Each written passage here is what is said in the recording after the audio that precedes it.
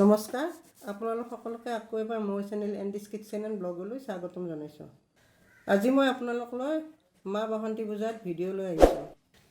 বাসন্তী পূজা নৱৰাত্ৰি হিচাপে 22 মাৰ্চৰ পৰা 31 মাৰ্চলৈ চলিছিল। ইতিমধ্যে মই চৈত্ৰ নৱৰাত্ৰি আৰু মা বাসন্তী পূজাৰ ওপৰত এটা ভিডিঅ' দি থৈছোঁ। আপোনালোকে যদি চোৱা নাই, ভিডিঅ'টোৰ লিংক মই ডেছক্ৰিপশ্যন বক্সত দি থৈছোঁ। তাত ক্লিক কৰি আপোনালোকে চাব পাৰিব। নহ'লে এই ভিডিঅ'টো শেষত এণ্ড স্ক্ৰীণত দেখা পাব। 22 মাৰ্চৰ পৰা যদিও নৱৰাত্ৰি আৰম্ভ হৈছে, তথাপিও প্ৰায়ভাগ পূজা মণ্ডপত 27 মাৰ্চ ষষ্ঠী তিথিৰ পৰা পূজা আৰম্ভ কৰা হৈছে। মই দেখুৱাব লোৱা পূজাখনো আৰম্ভ কৰা হৈছে। আচলতে মোৰ মাৰ ঘৰ নলবাৰী জিলাৰ মৌখলি গাঁৱৰ পূজাস্থলীৰ ওচৰতে। মই পূজা কেইদিন মাৰ ঘৰতে আছিলোঁ, সেয়েহে ভাবিলোঁ পূজাখন মই চোৱাৰ লগতে আপোনালোকৰ লগতো শ্বেয়াৰ কৰোঁ। আপোনালোকে চাই নিশ্চয় ভাল পাব। যদিও ইতিমধ্যে পূজা পাৰ হৈ গৈছে, পূজাৰ কেইদিন পূজাত ব্যস্ত হৈ থকা বাবে ভিডিঅ'টো আপলোড কৰিব পৰা নাছিলোঁ। তাৰ বাবে মই দুঃখিত। যিয়ে নহওক কিয়, আহকচোন তেনেহ'লে পূজাৰ মাজলৈ যাওঁ। আজি ষষ্ঠী পূজাৰ দিনা দিনৰ পৰাই সকলোৱে কিছু কামত ব্যস্ত আছে যদিও সন্ধিয়া পূজা বেদী সজাই প্ৰায় তুলি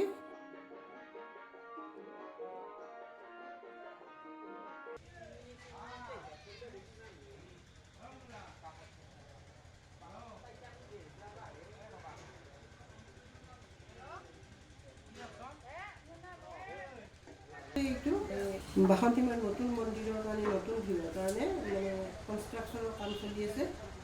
হয়তো অহা 2 বছৰমানৰ ভিতৰত ধুনীয়া মন্দিৰ এটা হৈ উঠিব।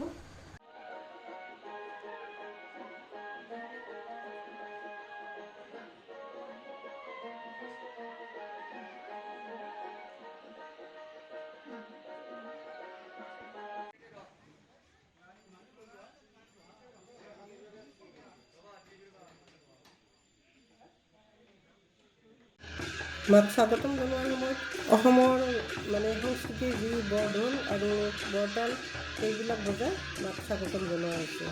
তাৰপিছত বিশ্ব শান্তিৰ অৰ্থে ভক্তগণে দেশৰ আৰু দেশৰ লগতে নিজৰো মংগল কামনা কৰি 1000 বন্তি প্ৰজ্বলন কৰি মাক স্বাগতম জনাইছে। শ্ৰদ্ধাৰ পুৰোহিতদেৱো বিল্ববোধন কৰি মাৰ আমন্ত্ৰণ আৰু অধিবাস কৰি মাক স্বাগতম জনাইছে। এইবিলাকৰ মাজতে নলবাৰী জিলা বিজেপি সভাপতিদেৱে পূজাৰ দ্বাৰ উন্মোচন কৰে।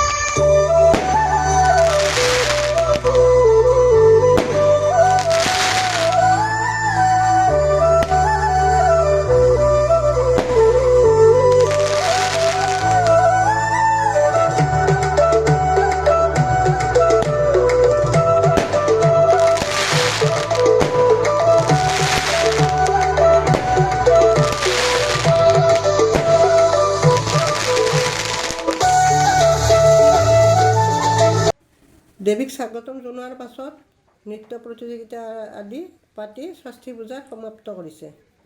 এইফালে এইবিলাক অডিয়েঞ্চ হোৱাৰ কাৰণেও ঠিক ঠাক কৰি থৈছে। পিছদিনা সপ্তমী পূজাৰ আৰম্ভণিতে দেৱী মাক ধুৱাই সজাই পৰাই তুলিবৰ বাবে গাঁৱৰ আয়তীসকলে পুখুৰীৰ পৰা পানী তুলি আনিছে।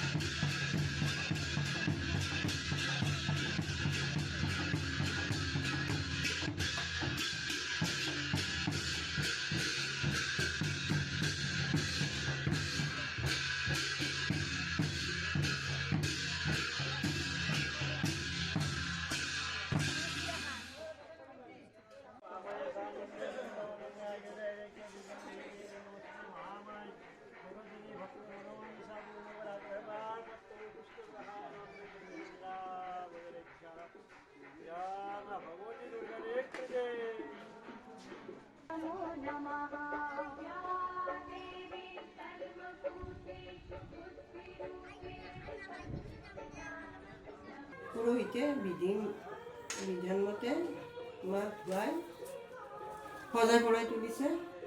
আপোনালোক সকলোৱে জানে নিশ্চয় যে কলগছ পুলি এটা ধুৱাই সজাই পৰাই দেৱীৰ আসনত বহোৱা হয়। দেৱীক ধুৱাই বিয়াৰ কইনাৰ নিচিনাকৈ কটা শাৰী পিন্ধোৱা হয়।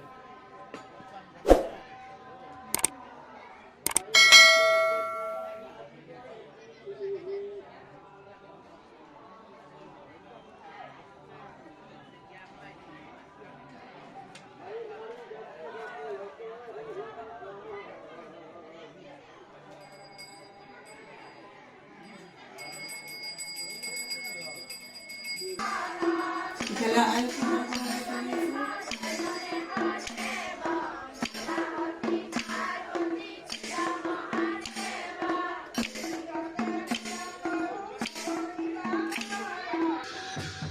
দেৱীক ধোৱাৰ পিছত মা ভগৱতীক চক্ষুদান কৰিছে।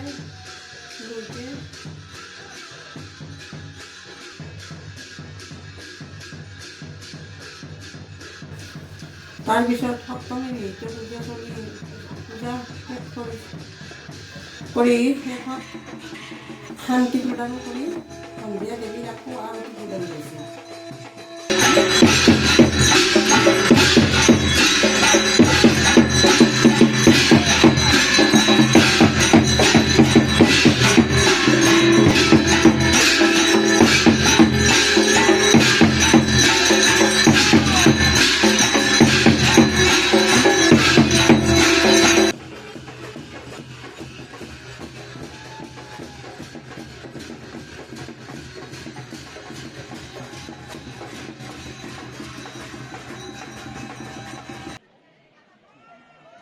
তাৰপিছতে ৰাতিলৈ নাগৰা নাম চলিছে। এজন অসমৰ প্ৰসিদ্ধ নাম দল কথা ৰামচৰণ ভৰালীদেৱ আৰু আনটো দল মহিলা নাম দল বড়োফাদা। আৰু এনেকৈ সপ্তমী পূজা শেষ হয়।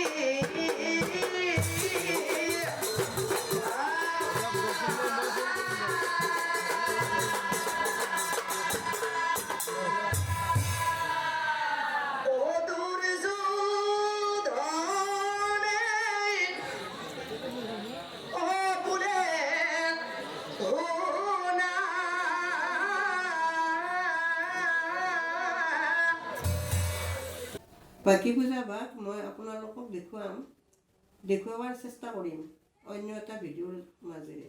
আজিলৈ ইমানতে দিছোঁ। আপোনালোকে ভিডিঅ'টো চাই কেনে পালে লাইক কমেণ্ট কৰি মোক জনাব, তেতিয়াহ'লে মই আকৌ ভিডিঅ' দিবলৈ উৎসাহিত হওঁ। আৰু যিসকলে মোৰ চেনেলটো ছাবস্ক্ৰাইব কৰা নাই তেখেতসকলে যেন মোৰ চেনেলটো ছাবস্ক্ৰাইব কৰি মোক আগুৱাই যোৱাত সহায় কৰে। ধন্যবাদ জনালোঁ ভিডিঅ'টো শেষলৈ চোৱাৰ বাবে। অন্য এটা ভিডিঅ'ৰ মাজেৰে লগ পাম।